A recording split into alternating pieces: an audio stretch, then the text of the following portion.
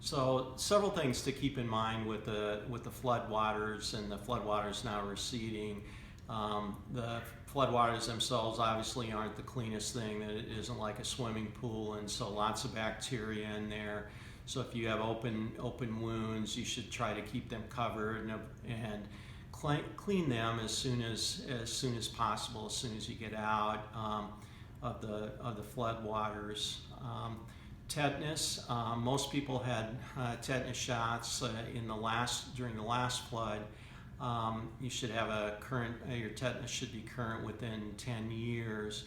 The idea behind that is that it prevents a disease called lockjaw, which is easily preventable by the vaccine, although is a bad thing to have, to get.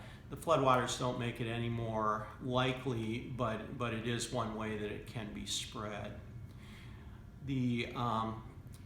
As you're working in these waters, obviously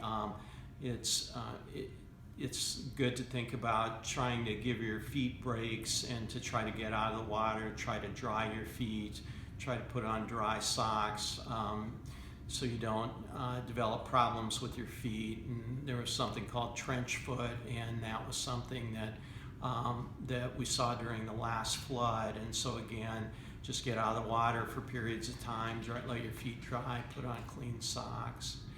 If after being in the floodwater, if you have anything that starts to look red or infected, those are things that you can see your doctor for.